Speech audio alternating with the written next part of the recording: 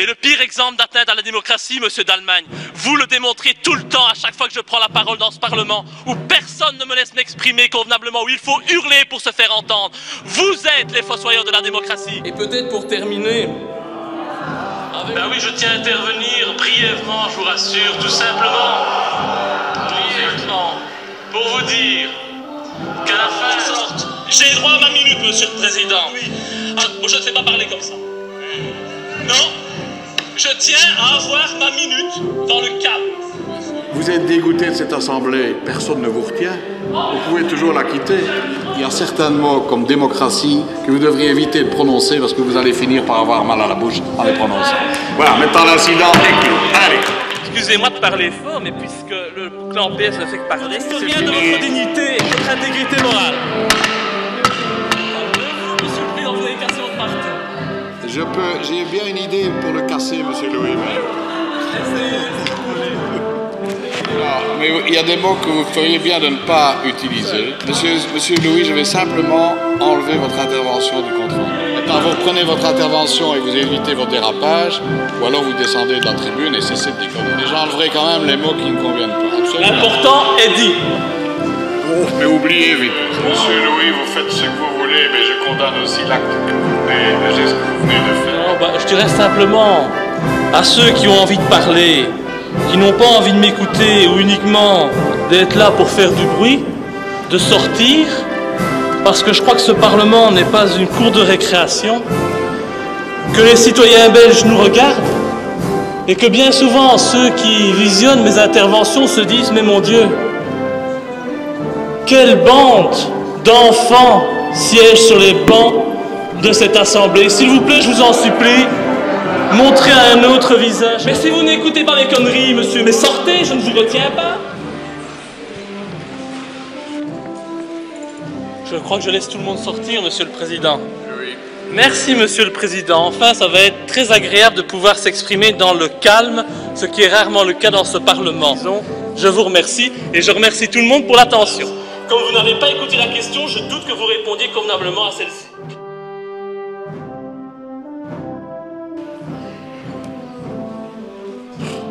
Une question.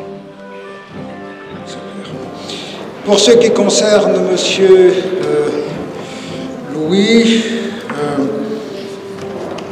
que dire? Je pourrais peut-être me contenter de dire que ce qui est excessif est insignifiant. Ce qui est excessif est insignifiant. J'ai du mal à percevoir votre question et à savoir en quoi je suis compétente pour y répondre et en quoi l'État fédéral et ce niveau de pouvoir l'est. Je suis un peu perplexe parce que, ne voyant pas vraiment quel est le cœur de la question, j'ai quelques difficultés à trouver une réponse. Je pense qu'il faudrait vous assurer d'utilement faire poser la question au niveau de pouvoir compétent, mais je n'ai pas d'autres expressions. Chers collègues, je vous renvoie au débat d'actualité qui s'est tenu hier en commission. Je demanderais bien vouloir m'excuser de ne pas répondre aux élucubrations, aux affirmations un peu ridicules de M. Laurent. Après avoir entendu des propos qui dépassent l'entendement de la part de M. Louis, mais je crains malheureusement que l'on en ait pris l'habitude dans cette assemblée. Alors, je ne veux pas revenir sur les différents commentaires de M. Louis, je ne veux pas revenir sur les autres remarques de M. Louis, qui remarque n'ont pas beaucoup de place dans une assemblée comme la nôtre.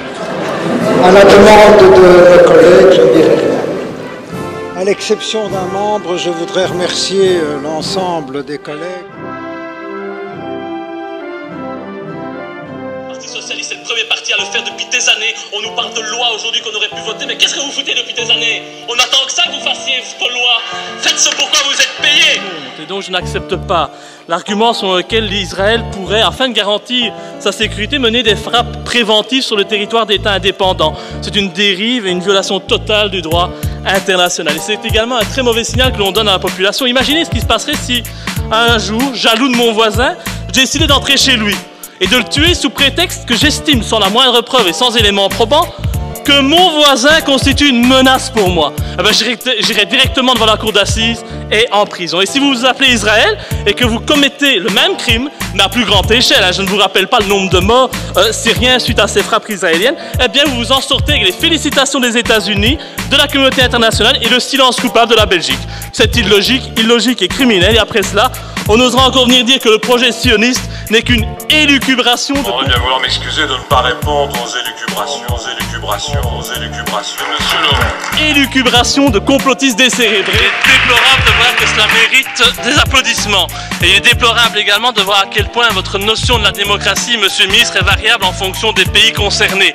Libye, Syrie, Israël, Russie, Congo, vos positions ne sont jamais cohérentes. Enfin, si c'est vrai, elles sont cohérentes, si seuls vos intérêts financiers et économiques guident vos décisions.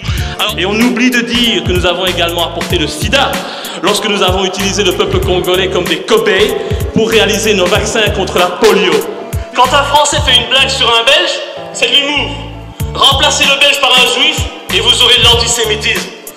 Voltaire disait, pour savoir qui vous dirige vraiment, il suffit de regarder ceux que vous ne pouvez pas critiquer. Il avait raison. Et une dernière chose, Madame la Ministre.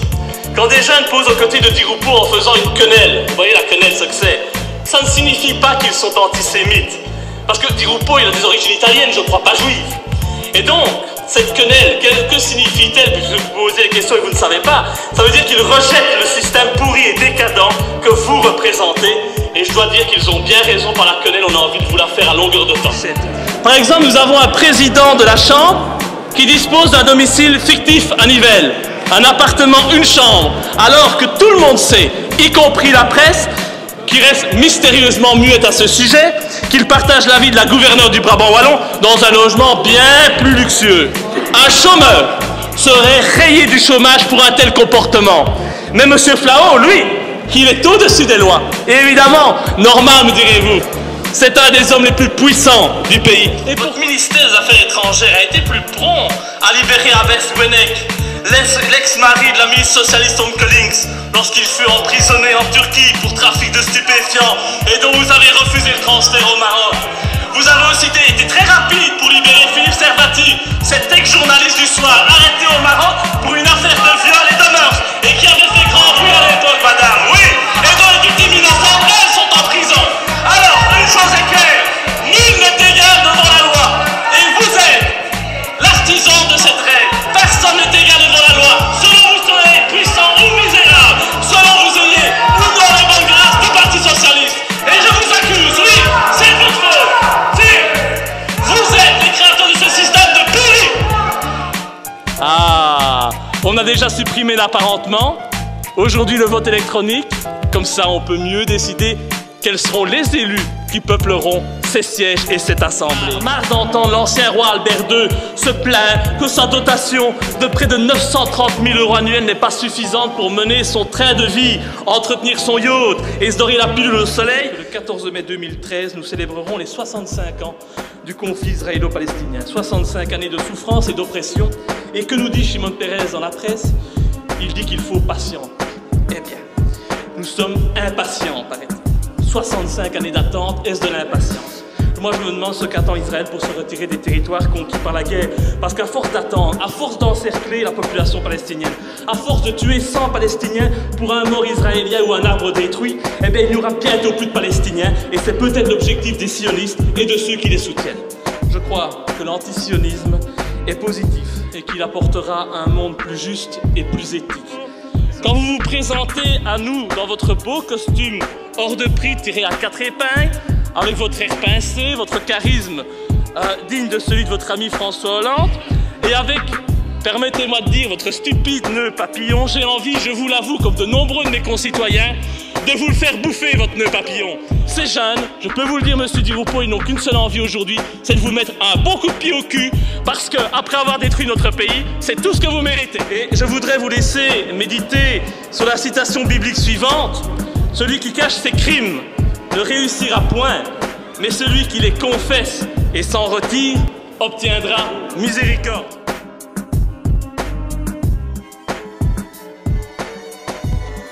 Je pense pour moi que les propos de M. Dieudonné sont des propos antisémites et inacceptables. Je vous rappelle, madame décisions étaient rendues ici en Belgique par des tribunaux et ont reconnu que les interdictions qu'on avait infligées à Dieudonné n'étaient pas légales et qu'il n'était pas antisémite. Mais donc, je vois à quel point vous respectez la démocratie et les décisions de justice. De nombreux citoyens connaissent des difficultés chaque jour pour vivre et connaissent des fins de mois difficiles. Et j'estime qu'ils ont le droit de savoir le coût que cette opération militaire en Libye a déjà engendré pour une guerre qui en fait ne les concerne pas du tout. Pour les F-16 et les militaires engagés à Araxos en Grèce, 11,378 millions d'euros bruts. Pour les équipages à bord des EWACS, 0,115 millions d'euros bruts. Et pour le bâtiment Narcisse, 3,271 millions d'euros bruts, soit un total pour les frais et les coûts bruts de 14,764 millions.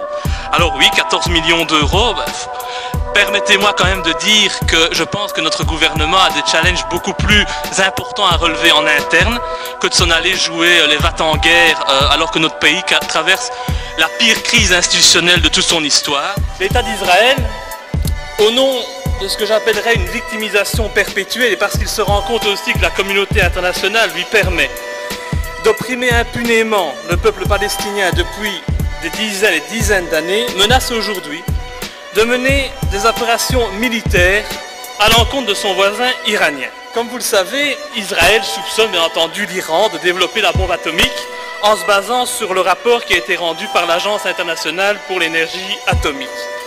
Bon, c'est un peu particulier quand on sait qu'Israël dispose lui-même de l'arme atomique et qu'il n'a pas signé le traité de non-prolifération. J'estime aujourd'hui que nous devons rappeler vivement à l'ordre le gouvernement israélien. Monsieur le ministre, comptez-vous envoyer un message clair et ferme aux autorités israéliennes en condamnant leur velléité guerrière? Israël, de son côté, se sent de plus en plus menacé. Il faut aussi reconnaître que ce sentiment d'être menacé n'est pas quelque chose qui est imaginaire. Il est évident que les développements en Iran sont inquiétants. La dimension militaire possible du programme nucléaire de l'Iran. Les autorités iraniennes ne collaborent pas avec l'AIEA. L'Iran est donc clairement en porte-à-faux par rapport à ses engagements internationaux. Bon, je déplore un peu qu'on se focalise beaucoup sur l'Iran, parce que je crois qu'il faut clairement rappeler à l'État d'Israël qu'il est très mal placé pour vouloir jouer aux gendarmes du monde ou du Moyen-Orient. Je pense que pour ça, il faut être irréprochable, et cet État est loin, très loin de l'être.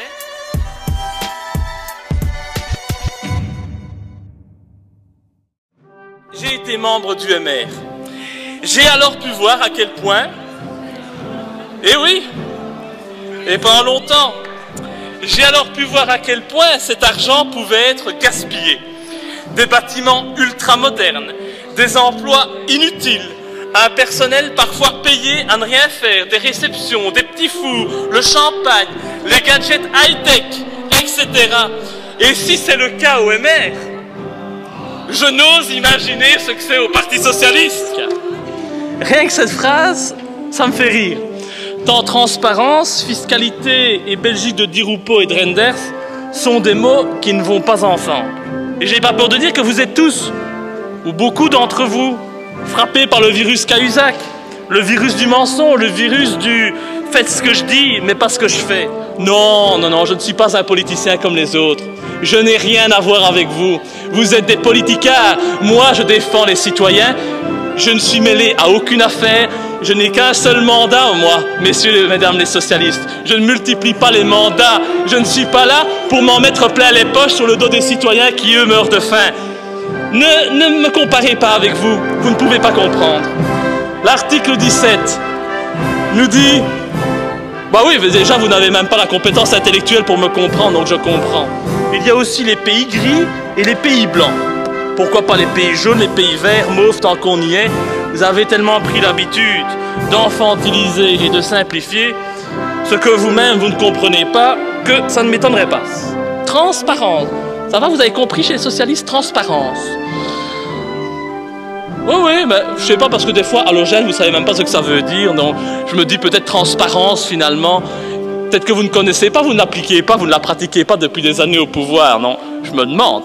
C'est surtout qu'on a quelque chose à cacher. Monsieur Di Rupo, votre mépris pour ma question m'honore et j'en conclus donc que vous êtes incapable de répondre à cette question par incompétence. Malgré les élections, ce sont toujours les mêmes élus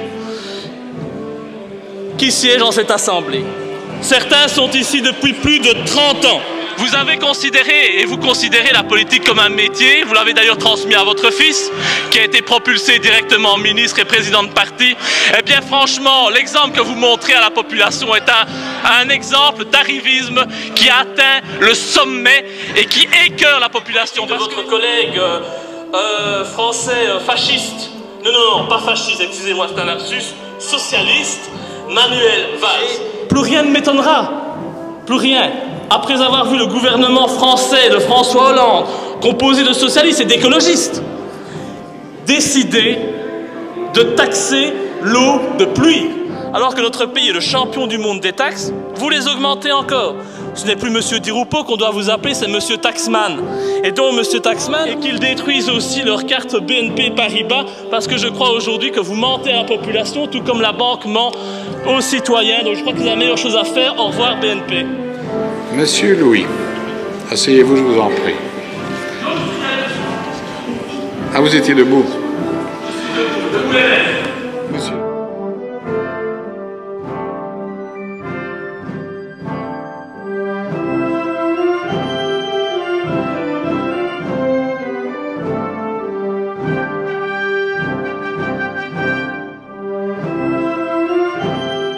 On n'interroge pas le gouvernement sur ses intentions, mais qu'en général, on lui prête de mauvaises intentions, ce qui, dans votre cas, est juste le contraire.